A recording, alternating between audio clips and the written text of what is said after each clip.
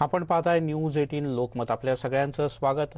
आणि आपल्यासोबत आता याच मराठा आरक्षणाच्या निकालाच्या संदर्भात बोलण्यासाठी आहेत शिवानंद भानुसे आपल्यासोबत थोड्याच वेळात जोडले जाणार आहेत। पण त्यापूर्वी आपण ही दृश्य पाहतो। मराठवाड्यात प्रामुख्याने अशा प्रकारच्या प्रतिक्रिया पाहायला मिळतात। आंदोलक काहीसे संतप्त आहेत। खरं तर संभाजीराजे छत्रपती मराठा आंदोलनाचे उद्धव यांनी असं आवाहन केलं की सध्याच्या काळामध्ये अतिशय शांततेत राहा, संयमात राहा। या सगळ्या गोष्टींचा आपण गांभीर्यानं विचार करू आणि यावर पुढे काय करायचं ते ठरवू। पण सर्वसामान्य मराठा समाजामध्ये काही प्रमाणात नाराजी आहे, कारण मराठा आरक्षणाला मोठा धक्का बसला आहे। सर्वोच्च न्यायालयानं आज न्यायालयाच्या समोर जी याचिका होती त्यावर सुनावणी करताना स्पष्टपणे म्हटलं की गायकवाड समितीचा अहवाल आणि त्यातल्या तरतुदी या ग्राह्य धरता येणार नाहीत। त्यामुळे मुंबई उच्च न्यायालयाने जो निर्णय दिला आहे तो सुद्धा रद्दबादल करावा लागतोय आणि मराठा समाजाला तुर्तास आरक्षण देऊ शकत नाही। कारण जर का मराठा समाजाला हे आरक्षण द्यायचं झालं तर घटनेच्या मूळ कलम 14चं ते उल्लंघन होईल, असंही सर्वोच्च न्यायालयानं निरीक्षण नोंदवलं आहे। आपल्यासोबत आहेत संभाजी ब्रिगेडचे प्रदेश प्रवक्ते शिवानंद भानुसे। भानुसे सर, स्वागत आहे आपलं न्यूज 18 लोकमतमध्ये। तुमची काय पहिली प्रतिक्रिया सर्वोच्च न्यायालयाच्या निर्णयावर? आज एसीबीसीच्या अर्थात मराठा आरक्षणाचा जो निर्णय आलेला आहे अतिशय दुर्दैवी असा निर्णय आलेला आहे, अतिशय वाईट असा निर्णय आलेला आहे। परंतु मिलिंदजी हे लक्षात घ्या की सुरुवातीला ईएसबीसी आरक्षण दिलं होतं 2013ला काँग्रेस सरकारनं। त्यावेळी संभाजी ब्रिगेड आम्ही कोल्हापूरला होतो, आमचं अधिवेशन चालू होतं, आम्ही त्या ठिकाणी निषेध केला होता। बाकी सगळे जल्लोष करत होते। 3 वर्षापूर्वी एसीबीसी हे आरक्षण दिलं तेव्हा सर्व जल्लोष करत होते, आम्ही निषेध करत होतो। कारण असा वेगळा प्रवर्ग करण्याचा अधिकार राज्य सरकारला आहे का, हे वारंवार आम्ही विचारत आलेलो आहे। जर तुम्हाला आरक्षण द्यायची तुमची मानसिकताच असेल किंवा तुमची इच्छाशक्ती असेल तर तुम्ही ओबीसीतून का दिलं नाही? राज्य मागासवर्गीय आयोगाचं काम काय आहे तर ओबीसीला पात्र आहेत की नाही एवढं सांगण्याचंच आहे। त्यामुळे गेल्या 30 वर्षात 1990 पासून 30 पिढ्या बर्बाद करण्याचं काम इथल्या प्रस्थापित नेत्यांनी केलेलं आहे, इथल्या प्रस्थापित मराठा नेत्यांनी केलेला आहे।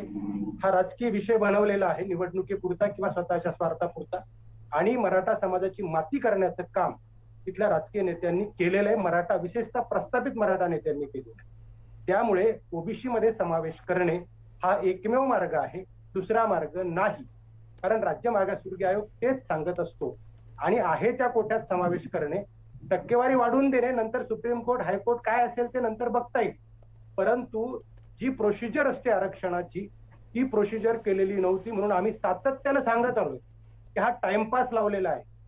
सातत्यानं आता निकाल येणार आहे, कोर्टाकडे ढकलायचं आहे, हे सातत्यानं दिशाभूल करण्याचं काम या राज्यात झालेलं आहे। मराठा समाजाचीच नाही तर अख्ख्या 13 कोटी जनतेची दिशाभूल करण्याचं काम गेल्या 30 वर्षात इथल्या राज्यकर्त्यांनी केलंय असा आमचा आरोप आहे। त्यामुळे आता महाराष्ट्र सरकारच्या हातात। भानुसे सर, आता सर्वोच्च न्यायालयानं तर आपल्या निकालपत्रात जे काही म्हणायचं ते स्पष्टपणे म्हटलंय। ठीक आहे, आपल्याला सगळ्यांना अशी अपेक्षा नव्हती की इतक्या थेट आरक्षण रद्द करण्याचा निर्णय सर्वोच्च न्यायालय देईल। किमान गायकवाड आयोगाच्या काही शिफारसी मंजूर केल्या जाऊ शकतात असं अनेकांना वाटत होतं।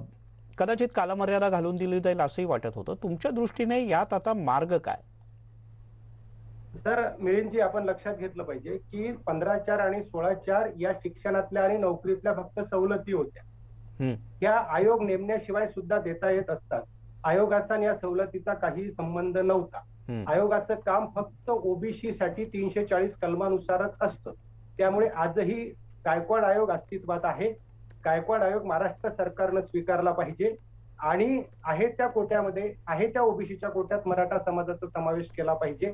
कुठल्या कोर्टात अडकत असेल तर त्याची 100% जबाबदारी आम्ही संभाजी ब्रिगेड म्हणून घ्यायला तयार आहोत। त्यामुळे हे राज्य सरकारच्या हातातला विषय आहे। त्यामुळे वेगळं आता फक्त सरकारच्या हातातला विषय झालेला आहे, हा कोर्टाचा विषय नाही। आणि ओबीसीत समावेश केल्यानंतर कुठल्याही ते कोर्टात अडकणार नाही, कारण ते संविधानिक आहे, घटनात्मक आहे, घटनादत्त आहे। भानुसे सर, तुम्ही असं म्हणताय की ओबीसीत समाविष्ट केल्यानंतर कुठल्या घटनात्मक याच्यात ते अडकणार नाही, पण मुळात ओबीसी समाजाचाही त्याला विरोधच आहे ना। यापूर्वी वारंवार ओबीसी समाजानं तेवढ्याच आक्रमकपणे आपली भूमिकाही मांडली आहे की आमच्यात आता अतिरिक्त कोणाला वाटा नको।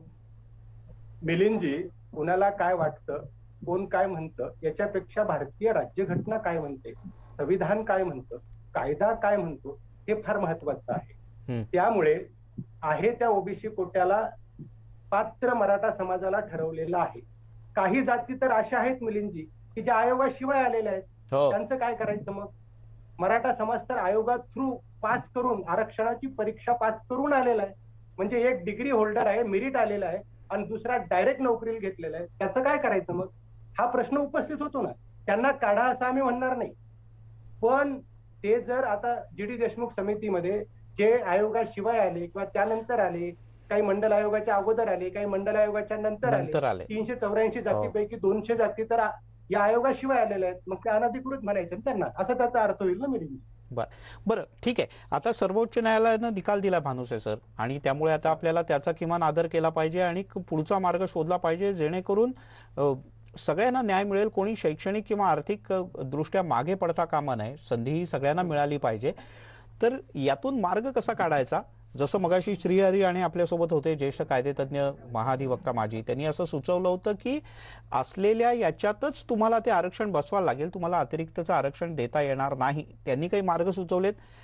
तुमच्याकडून काही मुद्दे समजून घ्यायचे, एक छोटासा ब्रेक घेऊयात. Yes sir.